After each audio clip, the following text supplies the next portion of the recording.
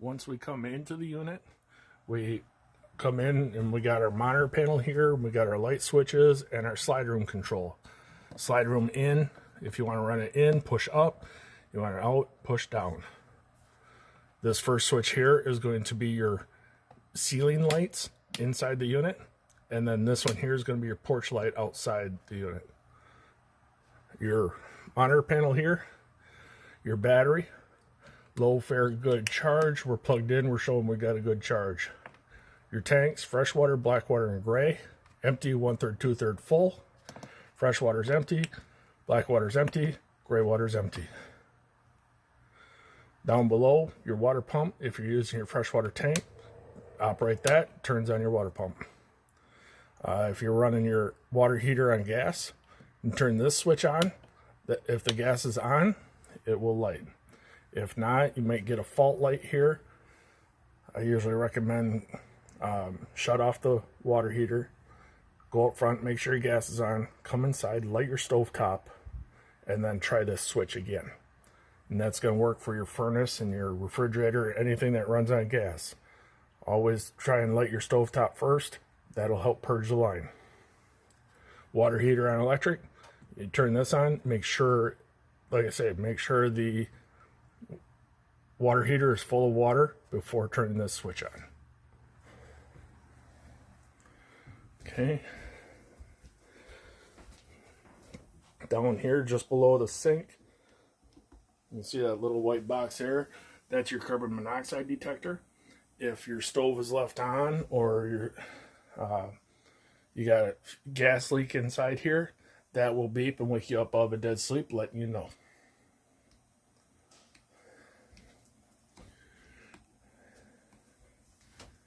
All your perimeter lights underneath your sink and around your the back and underneath the slide out, all of them are switched separately from the ceiling lights. So them ones all have their own light switch to turn them on and off.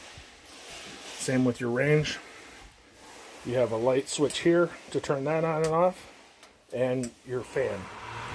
I say, if you need to use that fan, make sure that that is open outside there. Your stove itself,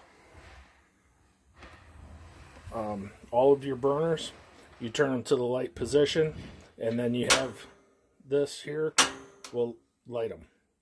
Your oven itself, you have to turn it to where it says pilot. You have to push in and hold that, get down all the way in back underneath here, and light the pilot. Keep this button pressed in for about 10-15 seconds after that's lit, and then you'll be able to turn it and set your temperature. Once you shut it off, the pilot will go off. Down underneath the stove, this here is your converter. All your breakers and fuses for the unit are all in here. You may hear a fan run down here. That's just letting you know that the converter is working. Your refrigerator is dual, so you got electric or gas. Right now, I have it set on auto. It is saying it's on. It's cooling down off of shore power or electric. If shore power gets disconnected and the gas is on, this will switch over and run on gas. If this check light comes on, that means it didn't light on gas. What I usually always recommend, shut it off, go up front, make sure your gas is on, come inside, light your stove top, and then simply just put it on gas. It should try and light and light. Your temperature setting here, 5 being the coldest, 1 being the warmest. It's going to be up to you to figure out, where everything's at, but we usually test it on number 5. Thermostat, pretty self-explanatory. If you want furnace on, switch it to heat, set your temperature, furnace will run. If it doesn't, same deal with the refrigerator and the water heater. Light your stove top, try again. Your fan will run your AC unit fan. Yeah, and then the cool is, of course, your air conditioner. turn it on, set your temperature, everything's there. Bathroom. GFI Master Reset is in here just above the sink.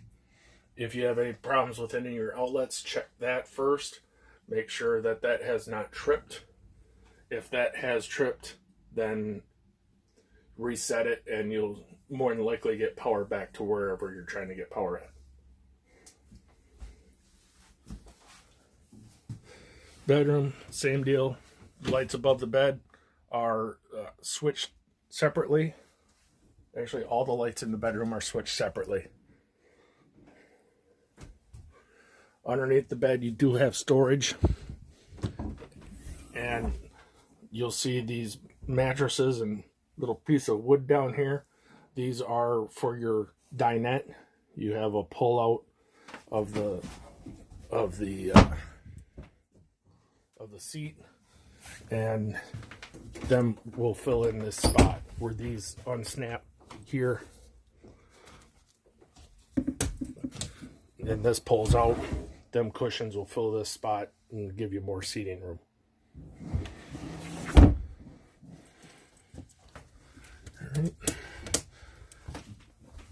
Right over here you have your radio,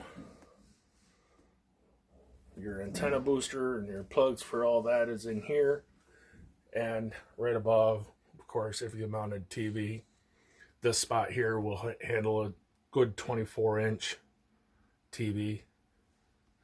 And right above on the ceiling is your crank for your antenna and turning your antenna and everything right there. Make sure you put your antenna down before traveling.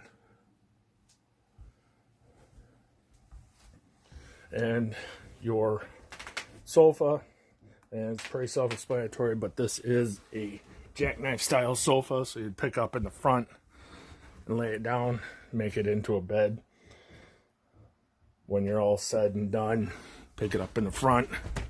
I like to grab it in the back, it kind of helps, and it'll lay back down. Again, if you have any questions, give me a call. We have on the counter here, we have a cheat sheet for you. Kind of helps you out, figure out where everything's at.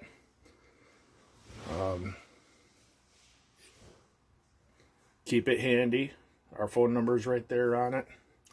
I will be putting my card in here also. Thank you.